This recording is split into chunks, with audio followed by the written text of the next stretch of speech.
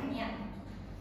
Untuk regulatornya sendiri, kita itu mengambil permasalahan yang dimana petani seringkali mengalami kegagalan panen dikarenakan waktu yang tidak tepat. Contohnya seperti kedelai yang harusnya ditanam di musim kemarau, namun malah ditanam di musim penghujan. Lalu yang kedua, adanya kurangnya akses informasi harga pasar antar wilayah yang dimana ini berpengaruh pada harga jual, misalnya kayak bisa terlalu tinggi atau terlalu rendah.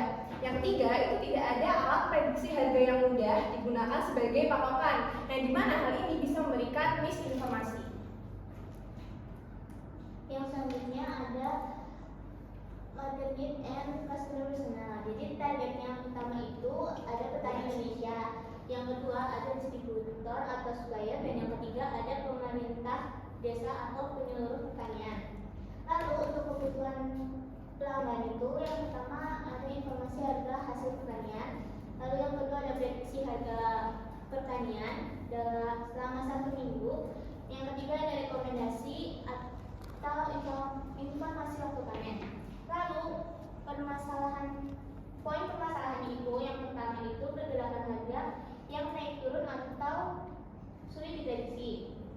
Yang kedua itu petani sering panen di waktu yang tidak tepat. Yang ketiga minim akses informasi harga antar wilayah. Dan yang terakhir itu pendapatan petani tidak stabil. Nah, di AgriSense kami juga menyediakan berbagai fitur, yaitu yang pertama ialah data sayur paling mahal tingkat daerah dan nasional.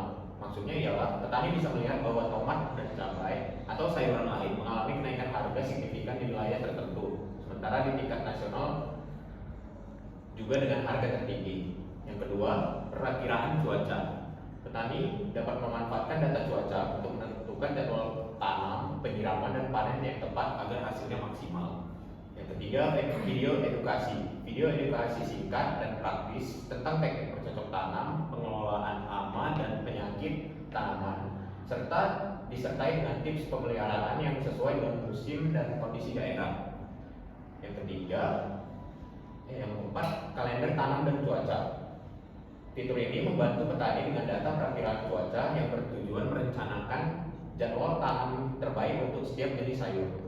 Dan yang terakhir ialah notifikasi harga jual dan cuaca. Mengirimkan notifikasi langsung kepada petani terkait kenaikan atau penurunan harga sayur di pasar serta peringatan kondisi cuaca yang ekstrim. Nah, aplikasi AgriSense ini bisa memprediksi harga hasil pertanian untuk 1-7 hari ke depan. Jadi dengan informasi tersebut, petani bisa menentukan waktu terbaik untuk panen dan menjualnya agar mendapatkan keuntungan yang lebih maksimal. Nah, manfaatnya yang pertama membantu petani menentukan waktu penjualan yang tepat. Yang kedua, mengurangi resiko kerugian. Yang ketiga, membantu perencanaan produksi. Yang keempat, meningkatkan kesejahteraan petani. Nah, jadi intinya aplikasi AgriSense ini membantu petani mengambil keputusan yang lebih cerdas, lebih tepat, dan juga lebih menguntungkan si petani. Lanjut ke bisnis modelnya. Ini bisnis model itu merupakan gambaran awal atau rencana bisnis yang ingin dijalani. Nah, ada pun key partner atau mitra utama. Nah, itu pihak-pihak yang membantu berjalannya aplikasi. Ada pasar induk dan distributor pertanian. Di sini tuh mereka menyediakan data harga dari hasil pertanian tersebut. Ada dinas pertanian. Ini juga validasi data dan ada dukungan regulasi. Terus penyedia data harga dan cuaca, komunitas petani. Nah, komunitas petani ini merupakan pengguna utama dari aplikasi ini. Terus yang kelima dari investor dan lembaga pendukung arsitek. Terus ada key activities, yaitu yang pertama pengembangan aplikasi dan algoritma prediksi harga. Lalu ada pengumpulan dan pembaruan data pasar, edukasi digital untuk petani, marketing dan pemetaan wilayah, dan monitoring performa dan kualitas prediksi. Selanjutnya ada key resource, yaitu yang pertama ada data harga komoditas, tim IT yang merupakan developer dan data analisis, tim lapangan dan jaringan petani, serta infrastruktur server dan database. Yang keempat ada value proposition, yang pertama ada prediksi harga 1-7 hari ke depan yang lebih akurat dan terkait informasi harga ini real time antara wilayah. Yang kedua, rekomendasi waktu panen dan jual. Yang tiga, notifikasi harga untuk mencegah kerugian petani. Dan yang keempat, transparansi pasar yang meningkatkan posisi tawar Kemudian ada customer relationship, itu yang pertama ada sistem notifikasi dan juga reminder harga. Kedua ada edukasi melalui konten. Yang ketiga ada layanan bantuan dan juga chatbot. Yang keempat ada komunitas petani dalam aplikasi. Kemudian ada channel atau media yang digunakan untuk berhubungan dengan pengguna. Itu salah satunya adalah aplikasi mobil yang berbasis Android ataupun iOS. Yang ketujuh ada customer dan juga customer segment, yang dimana pengguna utamanya itu ada petani sayur, pengepul, koperasi dan juga UMKM yang mengolah hasil pertanian. Yang terakhir ada struktur biaya, yang dimana biaya ini digunakan untuk pengembangan aplikasi dan juga server, pengumpulan data dan juga integrasi pasar, marketing dan edukasi petani, dan juga gaji tim dan juga operasional. Terus selanjutnya untuk tujuannya ini, jadi kita tuh mengajukan pengajuan dana kepada investor sebesar kurang lebih 1 miliar. Yang pertama itu untuk pengembangan aplikasi dan server, kemungkinan membutuhkan 350 juta. Ini ada buat untuk pembuatan aplikasi di Android maupun iOS, terus pembangunan algoritma prediksi harga, server cloud, database, dan maintenance 12 bulan atau 1 tahun. Yang kedua untuk pengumpulan data dan integrasi pasar, kemungkinan membutuhkan sekitar 200 juta rupiah, dan ini untuk akuisisi data harga harian, integrasi api cuaca dan pasar. Lalu ada validasi data lapangan melalui tim survei. Yang ketiga untuk marketing dan edukasi petani, ini sekitar 250 juta. Ya, untuk sosialisasi ke desa, kelompok tani dan penyuluh, konten edukasi digital dan media sosial, event pelatihan penggunaan aplikasi.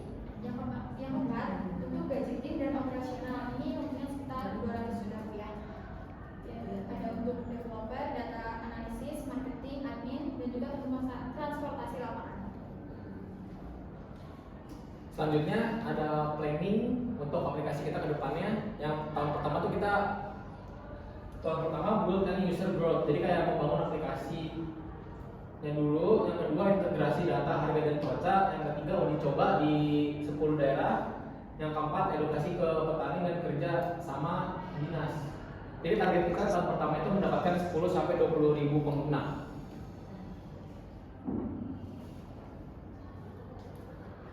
Di tahun kedua kami monetisasi, yaitu menghitung pendapatan dari premium, iklan, data dan marketplace, serta menambahkan fitur prediksi 30 hari, fitur offline user dan chatbot. Target kami ialah 50.000 pengguna baru dan pendapatan kami mulai stabil.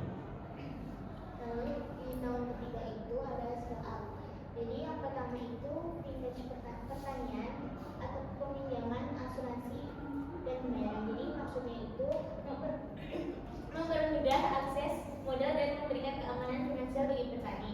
Lalu yang kedua itu ekspansi 20 sampai 30 kota, yaitu tujuannya untuk